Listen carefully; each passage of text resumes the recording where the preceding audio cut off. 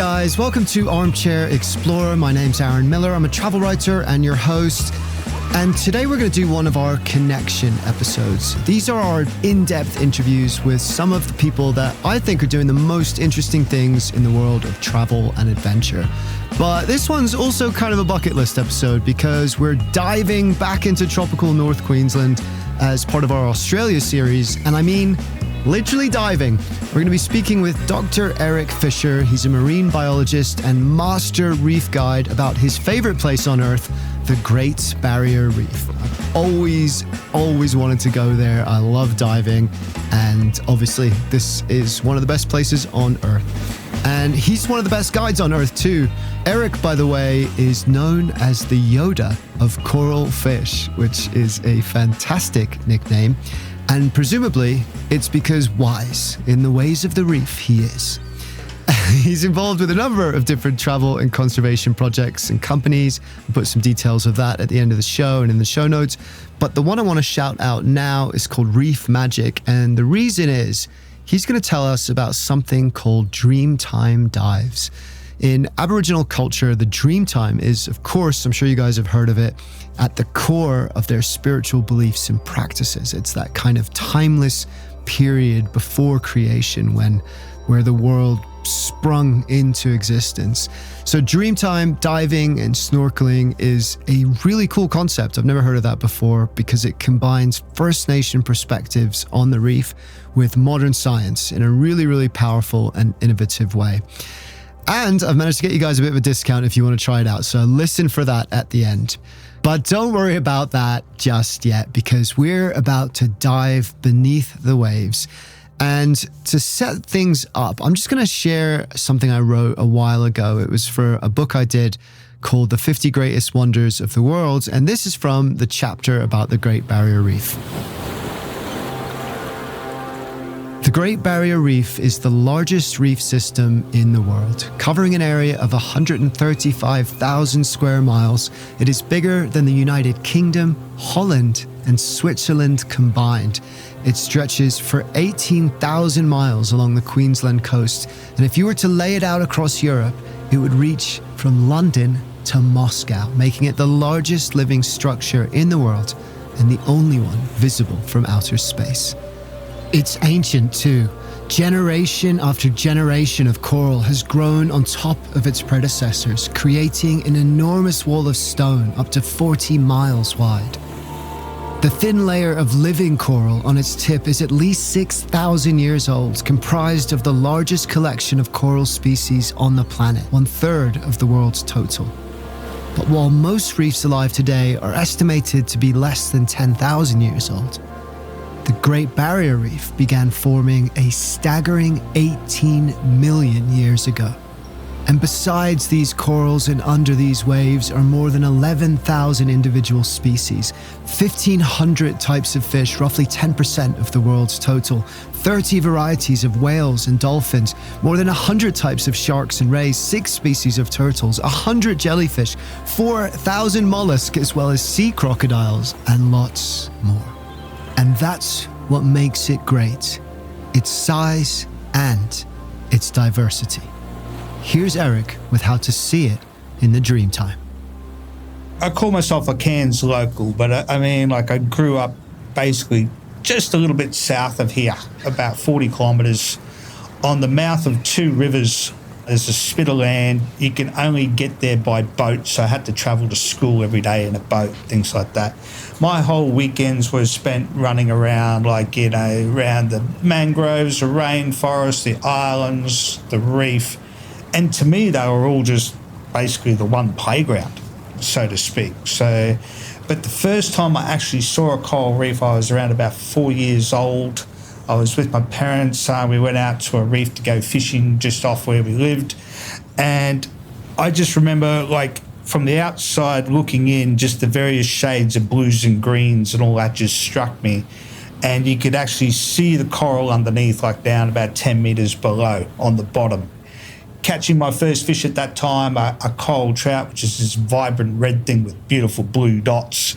So it was incredible, and of course it probably led me on the path that I am today, yeah, that's for sure. I can remember vividly as well. I was a lot older. That first moment when I went beneath the waves, when I learned how to scuba dive and kind of went beneath the waves properly. And it was this kind of quite profound moment in a way of going, there is an entire different universe here that, you know, you just wouldn't even know exists, you know, if you spent your whole life on the land. It's like, for people that have never experienced that moment, like, have you had something like that? How would you describe it? To be honest, have it every time I'm on the reef.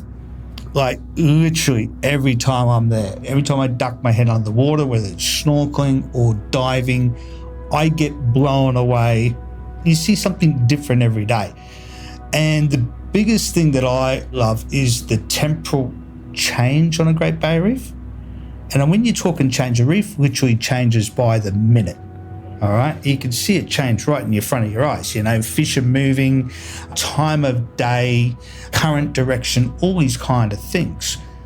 But what I really do like when I'm looking at it is when you're looking at one moment in time, you're looking at a tidal difference. You're looking at like a lunar thing. You're looking at a seasonal moment, and you're looking at probably a change in decade, and you're getting all those snapshots in that 1 minute. And 5 minutes after that, it's completely different, right? And that's, you know, I can take you to spots on the reef, put you on what we call like on outer edge where the coral reef meets the open water, go to a fish aggregation site where you can get fish in thousands that turn up there to aggregate for various reasons, big gatherings of fish, very driven by the tide. We can be there 5 minutes before when the tide's going out, snorkeling around, and it's like a graveyard. And literally, as soon as that tidal change, you're just watching fish in their hundreds and thousands coming to that area. And 15 minutes later, you wouldn't believe it's the same spot. And to me, that's what the Great Barrier Reef is in a nutshell. That can happen if you're on an island. You can be out there in the wonderful Fitzroy Island, just like sitting, not even in the water, just like maybe being there with your kids, sitting on the rubble beach, on the coral rubble, playing with actual, you know, things that were made by animals, you know, sitting there, clear water, looking out, and there's little baby black-tip sharks cruising by. I remember one day I was over there at a workshop, and I'm not one of these people that sleep a lot, and I was up early and walking on the beach, and I'm watching a turtle and a stingray and a small group of trevally in less than a foot of water and 5 centimeters from the beach, all interacting with one another. And you're just like, wow, that's the kind of stuff that just makes you look up and go, this is just amazing. Everything's like that. Like, I get asked, like, it's pouring rain behind me, you know, things like that. It's overcast. People will be turning up on the boat and they'll be going there and go, oh, I don't know if it's going to be great today. It's going to be one like that. What do you think? It's always amazing on the Great Barrier Reef. Yeah, my friends and they wind me up about it all the time and joke, because I actually do really believe that.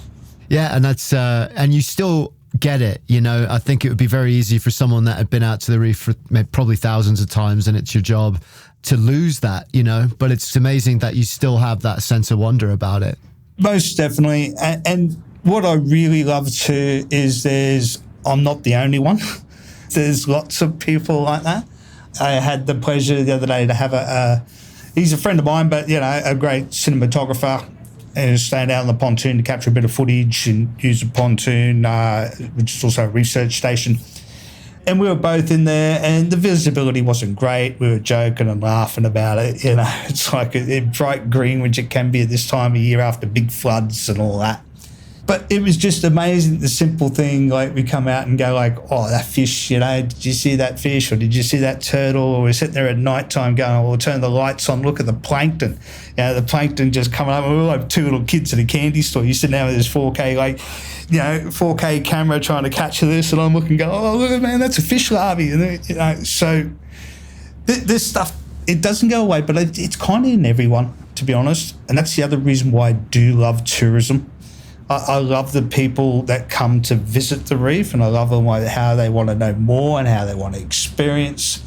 And it's seeing them have that similar kind of reaction is kind of what I think also makes the Great Barrier Reef very special. It's not just the reef, but it's also the people that rely on it. And I mean everyone, you know, all around the world. If you're visiting, come and see the reef.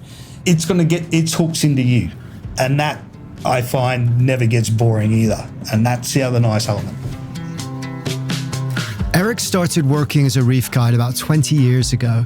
They would operate off a big pontoon out on the reef. But over the years, his concept for what reef snorkels and dives could and should be about changed. What if the pontoon could be more than just a platform for adventure? What if it could be a base for science too? So they built a new pontoon, totally modern. It's got all sorts of cool stuff like moon pools and hydraulic lifts to drop snorkelers and divers in the water. But what's really special about it is how that initial dream of pure science is evolving into something much, much bigger. We've had so many talented researchers and cinematographers out there, and you don't know what you're going to get. You could walk on Reef Magic Pontoon, go out in the lab there one day, and you might be talking to an Emmy Award-winning cinematographer. You could be talking to an early career researcher that's leading the field in the way we look at coral rubble beds.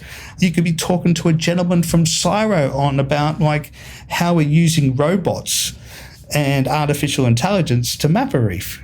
And it's not just about the science, it's also about the First Nations culture. And that's what I'm really proud of, what my department does well, GBR Biology. Basically, you're telling the story through the cultural and the biology lens. So you get both sides of the story. And the Great Barrier Reef has a wonderful story to tell. Yeah, I really love the idea of mixing proper scientific research with people able to come and enjoy it. I just feel like there's going to be so much energy that happens in that crossover. And I want to follow up with something about that in a second as well. But the First Nations culture in the reef, is that something you can speak to at all? I know you have First Nations guides, but is that something you can speak to? Totally. I'm not First Nations, but I have been working really closely with the local First Nations groups in Cairns here for a bit over 10 years now. And our partnership started with our reef education programs, trying to get basically more school kids onto the Great Barrier Reef. But what the teachers were telling us was do you do anything on First Nations elements or First Nations perspective? Which led to having our First Nation Rangers or culture guides on the boat, which led into Dreamtime Dive and Snorkel. We're trying to really push that First Nations story in tourism, which is also now leapt over into Reef Magic and our other businesses. But those partnerships, they just keep growing. We set up a project to combine First Nations ecological knowledge with scientific knowledge to look at how we look at a reef and how we make decisions if we want to do conservation actions. So considering both sides, we incorporated culture through seasonal calendars so people could see land and sea connections.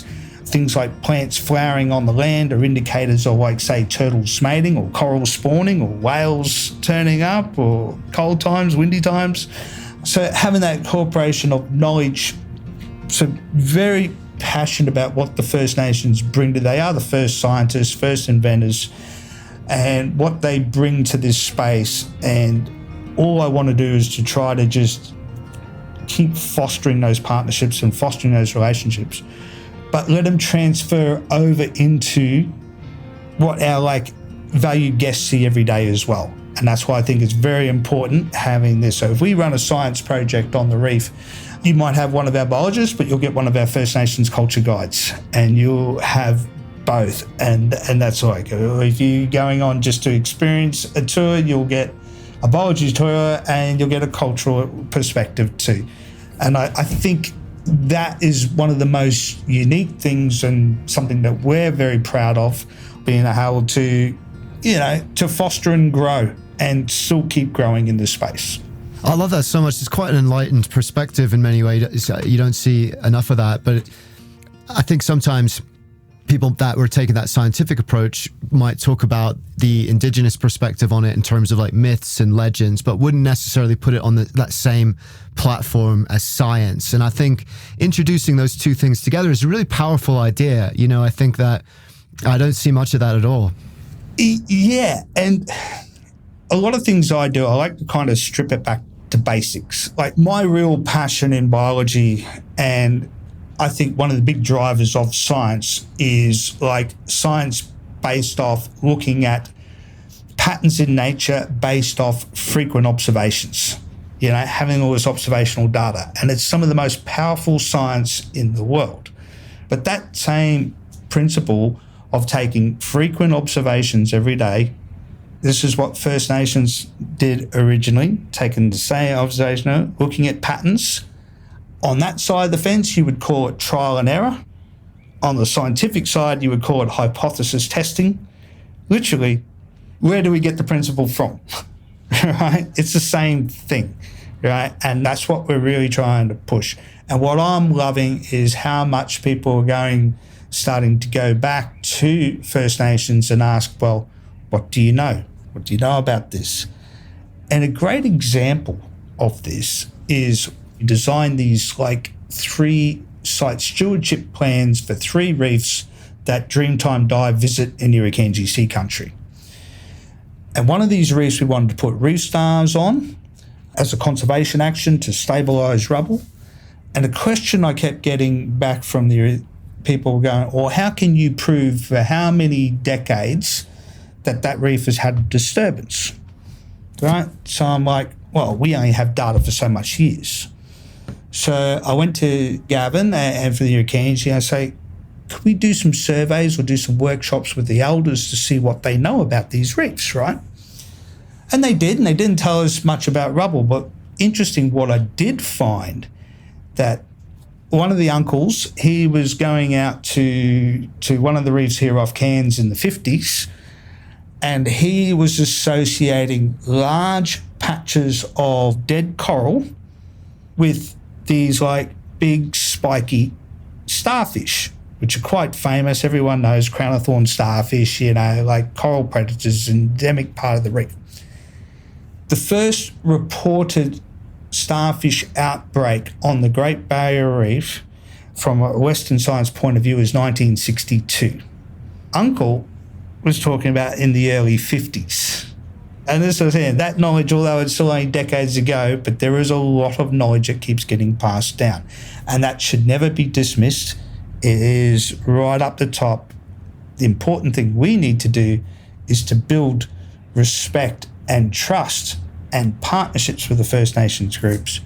Then we can totally see that that science fully emerge, fully combine with what we're doing, and we'll just move forward better together as people on this planet.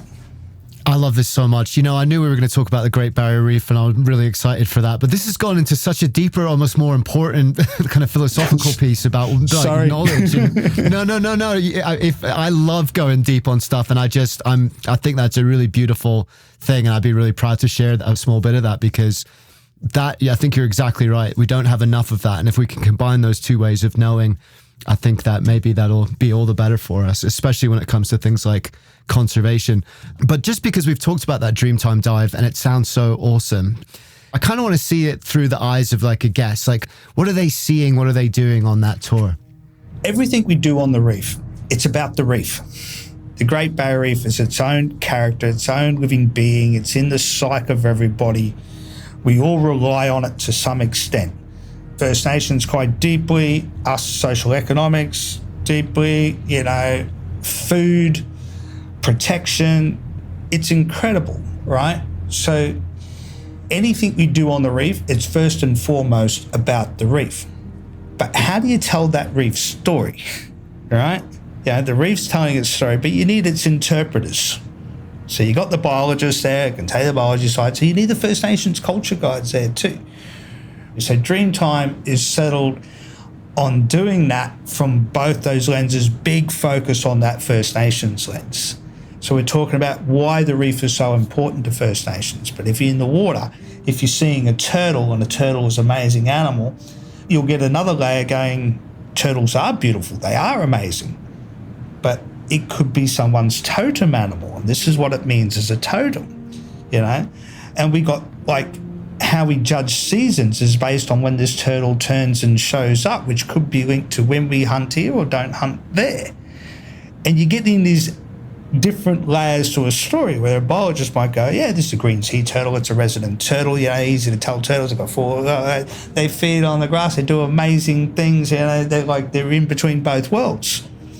So layering stories is what we work at every day or trying to achieve. But with Dreamtime Dive, it's pushing that First Nations culture right up to the top. So you're getting that lens first, then the other layers around, but not taking anything away from the Great Barrier Reef, because that's why we're all here. I absolutely love that so much, Eric.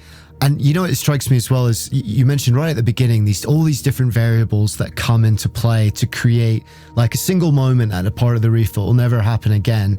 And, you know, modern science is so good at so many things, but it doesn't always show like the interconnectedness of stuff as clearly as some other cultures do. And when you talk about that turtle and what it could mean here and what it means seasonally, and I get a sense of that in a really beautiful way. Yeah. And like I say, these patterns are there. It's us trying to interpret these patterns, what they mean, right? And they're there for a reason, right? They're there so life can persist, right? And that's what I do like. And that's what I'm always a glass halfway full type of bloke. But I mean, to me, that's always the optimist, that life will always find a way, you know? And there's a lot of doom and gloom that goes with reefs. And, you know, with the way the world is going with climate change, and that is also true. Greatest pressure on the reef is climate change, right? It possibly can be changing, causing so many disturbances, that's making it harder for the reef to catch up every time something happens.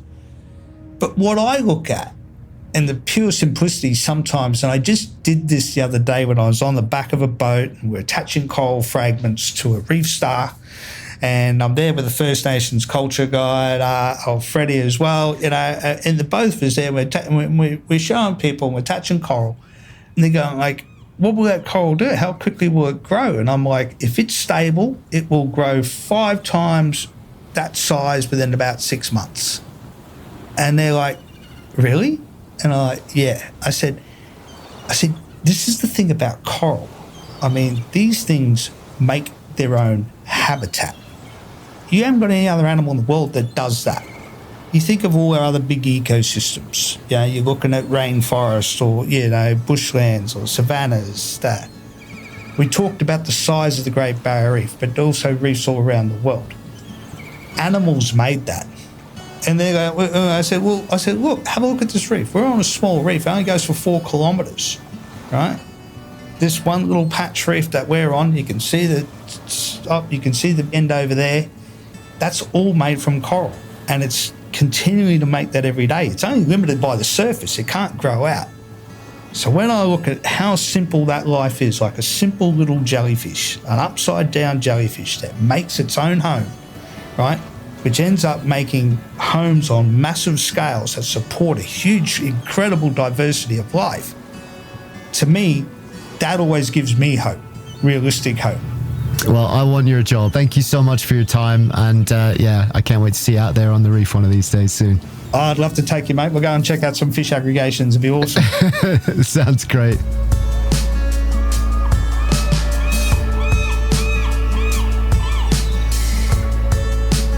I don't know about you, but I'm so inspired by the work that Eric's doing, because I think that if we get it right, if the traditional wisdom of indigenous people around the world, not just here in Australia, can inform the way that we approach environmental science, then we're going to create something new, a kind of middle path, which will allow us to blend these two ways of thinking, the modern, precise knowledge of science with the ancient, interconnected wisdom of the First Nations people of the world.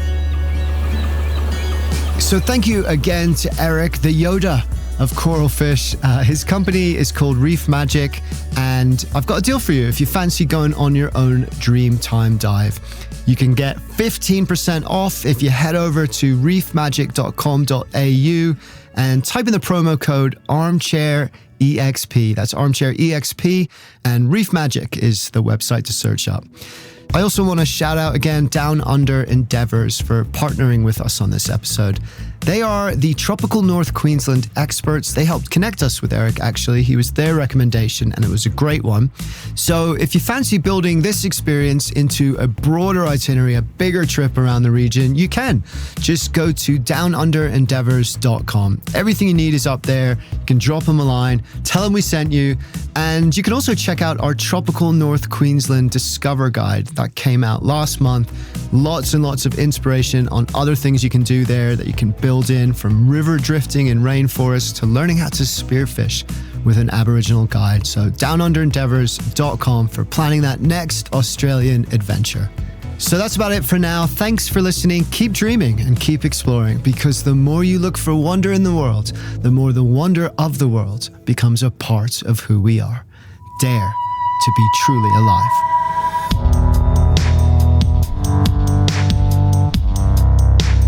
This episode was produced by Armchair Productions, the audio experts for the travel industry. Find out more at armchair-productions.com. I wrote and produced the episode, Charles Tyree did the audio editing and sound design, and our lead producer is Jason Patton. We'll see you next time.